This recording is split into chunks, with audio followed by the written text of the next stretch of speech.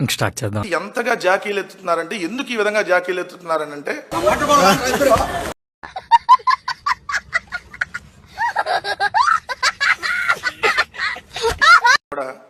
ముందుగా నమస్కారాలు.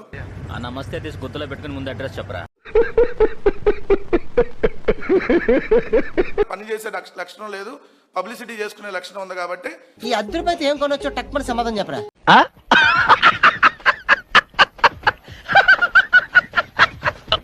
ప్రతినిధి వెంకటరెడ్డిని అరెస్ట్ చేశారు తాడిపత్రి రూరల్ పోలీసులు.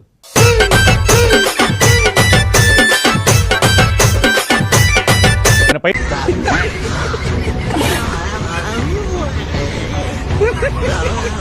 352, 353, 196 సెక్షన్ల కింద కేసు నమోదు చేశారు. సోషల్ మీడియాలో రెచ్చిపోతూ ప్రభుత్వంపై అసభ్యకర రీతిలో వ్యాఖ్యలు చేస్తున్న ఆయనపై అప్పుడే ఏం చూసినవరా గుండు, ఇంకా రేపటి నుంచి మొదలైతాది చూడి అసలు కథ. రూరల్ పోలీసులు కేసు నమోదు చేశారు. వీడు ఈ టైప్ లో తగిలేడేంటి?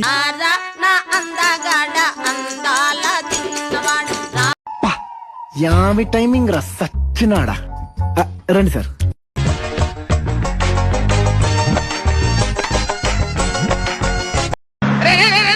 దరిద్రుడా, కడుపు కనందున్నా గడి తిన్నావురా. బాగానే ఎక్స్ట్రా తింటున్నారా?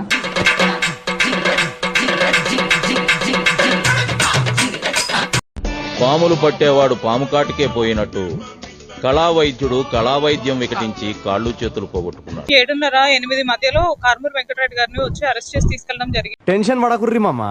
కూడా సరైన సమాధానం చెప్పలేదు. అండ్ ఇంకొకటి ఏంటంటే ఫోన్లు కూడా తీసేసుకున్నారు.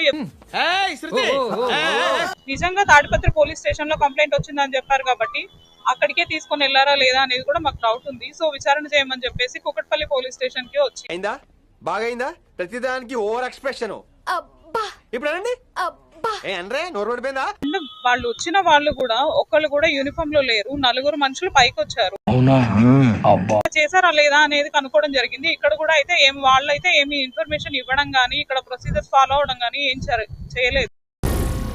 ఏం మాట్లాడుతున్నావురా? నరాలు కట్ అయిపోయింది. మరి ఇలాంటి ఇంట్రెస్టింగ్ అప్డేట్స్ కోసం షేర్ చేయండి, లైక్ చేయండి, సబ్స్క్రైబ్ చేసుకోండి. ఫైనల్ గా గంట కొట్టడం మాత్రం మర్చిపోగా.